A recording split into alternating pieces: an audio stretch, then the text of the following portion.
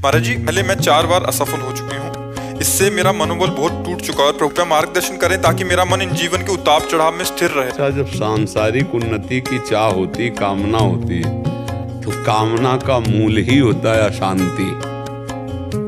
और अशांतस्य कुतः सुखम, जो अशांत है वो सुख कहाँ अनुभव करेगा। अब जितनी कामनाएं हैं वो सब भय और अशांति देने वाली। मैं इस परीक्षा में पास हो जाऊं, ना पास होंगी तो क्या होगा, इतनी बार फेल हो गई, फिर फेल हो गई तो मेरा तो जीवन बर्बाद हो जाएगा। कितनी चिंताएं, कितना शोक, कितना भय हमारे अंदर जागृत हो जाता है जब हम सांसारिक कामनाओं से युक्त हो जाते हैं। तो हमारी पढ़ाई होने पर भी, हमारा प्रयास होने पर भी हमारी उन्नति नहीं हो रही है। उसके लिए किसी टोना टुटका, जंतुर मंतुर के अलावा इनकी जरूरत नहीं है। जरूरत है भगवान का स्मरण करने की, आचरण की पवित्रता की। अगर हमारे आचरण चरित्र पवित्र है और भगवत स्मृति परायण है, कौन सी ऐसी पढ़ाई है जो हमारी स्मृति को गिरा सके। अगर हमारी स्मृति बलवान है तो हर जगह हम निकलते चले जाएंगे।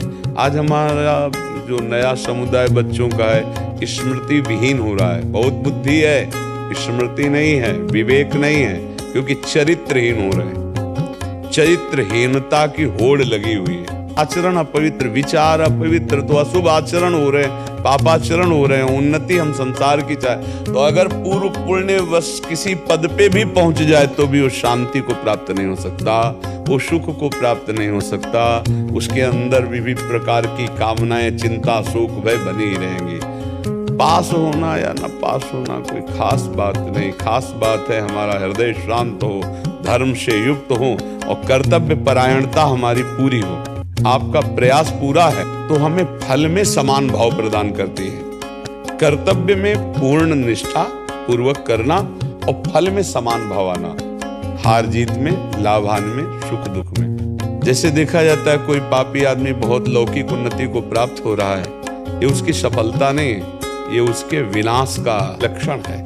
जैसे किसी मरने वाले आदमी को, फांसी देने वाले आदमी को अंतिम इच्छा पूछी जाए ना, ऐसे उसकी अंतिम इच्छा चल रही है। क्योंकि पुण्य नष्ट होने दो, फिर इसके बाद देख लेना उसकी हालत क्या होती है। एक धर्मात्मा पुरुष थोड़ा दुख में है, परेशानियों में, उसके धर्म का फल नहीं है, ये उसके पूर्व पाप का फल है। इसको नष्ट होने दो, फिर देखना कैसे प्रकाशित होता है, कैसे वो चमकता है। इसलिए हमें चरित्र पावन रखें, विचार पवित्र रखें और परिणाम में समान भाव रखें। अगर परिणाम में समान भाव की ये आपको युक्ति नहीं आई तो बहुत हानि हो जाती है। जैसे बच्चे फेल हो जाते हैं, अब घर के लोग भी डांट लगाए, बाहर के मित्र उनके पास हो गए और वो देखकर उपहास करते हैं, तो ऐसे नादान बच्चे फिर अपने शरीर को नष्ट करने की सोच लेते हैं। कहीं भी पराजय में, कहीं भी हानि में वो ऐसे बातें आने लगती है। मुझे लगता है कि इस तरह की भारी भयानक अपराध जनित घटनाओं से बचने के लिए अध्यात्म को जरूर स्वीकार करना चाहिए।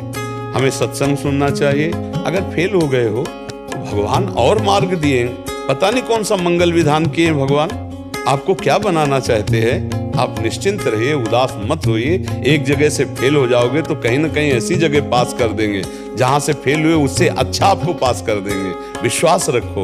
हमें उस समय घबराने की जरूरत नहीं, उस समय अपने मन को हमें बलवान बनाने की जरूरत है। नहीं, भगवान का कोई मंगल विधान होगा और अपनी त्रुटि देखनी चाहिए। मैं फेल क्यों हुआ, निराश होने की, हताश होने की जरूरत नहीं।